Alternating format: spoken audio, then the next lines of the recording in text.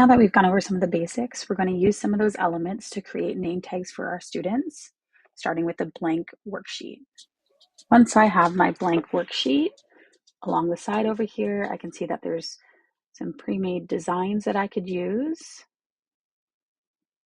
I can search up, if I'm looking for, let's say, writing paper, I can search up writing paper and get some templates that could help me already. In here, I've got elements. This is where you can find shapes, graphics, images, stickers, photos, right down to polls and quizzes and charts that I could use in my document. Here is text. So there's some pre-made text boxes that you can use, or you can just add your own text box. Here you can upload your own images if you want to use something specific to what you're doing. There's some tools, and then there's projects, your previous projects that you can use on your worksheet today. And then there's apps, but I will get into apps in some of my other videos and how you can use apps in your worksheets. Today I'm going to just make a basic name tag for the classroom. So I'm going to go back to elements and I'm going to search a theme that I think I want to use. So I'm going to go boho, background, and see what kind of elements I come up with. In here you can see that there's some graphics, there's some suggestions. So I'm going to click on boho aesthetic, boho rainbow, and I'm going to come up with an idea that I want a boho rainbow background. So I'm going to choose, so I see this colorful kind of design, speckle design. I'm going to choose that, and I'm going to make my name tag based on this design. But you can see there's lots of different backgrounds and elements that you could use. So to start, I'm just going to make a simple rectangle. You can resize that rectangle to whatever size you want. I'm going to clear my elements because I'm going to search for, I just want a shape. I want a rectangular shape because I'm going to kind of make this stand out and put a text box in the center of it. So I'm going to make a background shape right now so that speckle stands out. So as you can see right now, this new shape is in the foreground. I can change the color of it. So I can choose the colors from the actual speckle element that we use, specific colors that they suggest from that original image. Now I'm going to click on these three dots up here so I can layer my image to be behind the speckled rectangle. So I'm going to send that backwards. Now it's behind the speckled rectangle. I'm going to use my guides to center that rectangle inside the other.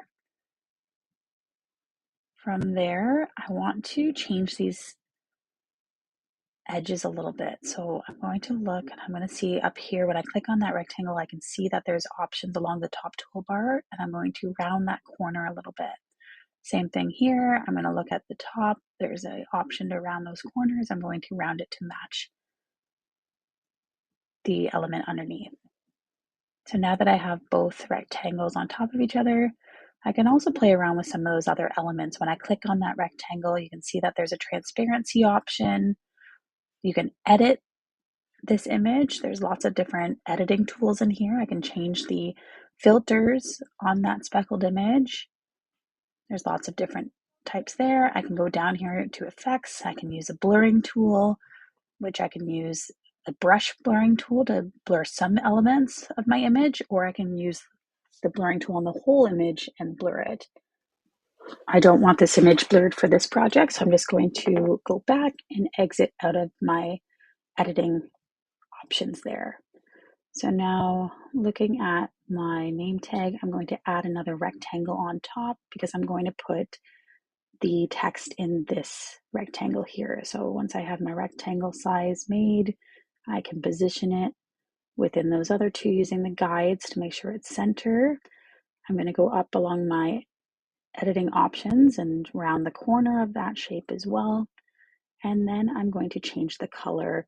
And here again, I'm going to use some of those suggested colors from my image that I have, or from my elements that I have already. So now that I have a rectangle that I want and it's the size I want, center it again. I'm going to highlight all of those three pieces and I can group them together. This way I can move the elements together as one whole. You will see later that I have to ungroup these to do some more editing, but as of right now, if I move them all around, they move together. So now I'm going to add a text box. So I'm going to position it. I'm going to play with the size right now. I know I need it a lot larger, so I'm going to just try 170. I'm going to edit that text, and I'm going to choose a different font here to suit my name tags. There we go. Now I'm going to type in the name I want, and I'm going to change that size just to fit it a little better. So once I position it in my name tag, I can see it fits well. So now I'm going to change the color of my text. So I click up here. Again, I'm going to use those photo colors that are suggested. And then I'm going to add some effects to this to make it stand out a little bit. So once the text box is clicked on the toolbar, you can click effects. You can add some outlines, you can add shadows, you can adjust the thickness of the outlines, the shadows, you can offset it. So there are lots of different options to play around with to make your text stand out in your project. I'm just going to go with the shadow here. Now that I think that looks good, I'm going to head back into my project, and I'm going to add an outline to these rectangles. So you can see that I clicked on the rectangle, went up to the 3 lines in the toolbar, and I can adjust the outline. Since I had those objects grouped together, I have to ungroup them so that I can click on each rectangle separately to add an outline. I have to move my text box a little bit to get to those shapes. Again, clicking on that 3 lines, choosing the weight of my outline. And again, I'm going to do that to the 3rd rectangle. So moving my text box and those 3 lines, and then choosing my weight of my outline. Then I can just move my text back. And now I am ready to make multiples of these. So I'm going to highlight everything, and I can use Control C to copy and Control V to paste it, or I can use the duplicate button, which you'll see me do here. So I'm going to highlight. Once I highlight, I've got some options. There's the duplicate, and I can duplicate that so I can have multiple name tags. Now I'm ready to download this to print it. So I have my elements. I'm going to share, and there's lots of different options here. So if you click on see all, you can see that there's lots of different things that you can do with your projects once you're done. For this case, I'm going to download it, and I'm going to download it as a PDF print. So that's the best for printing. And I'm going to click download, and it just goes up into my downloaded files, where I can then click on it and open it as a PDF. Once you open it, you can print it from there. I hope this video has helped you get started on creating your very first project. Be sure to follow my channel for more helpful teacher tips.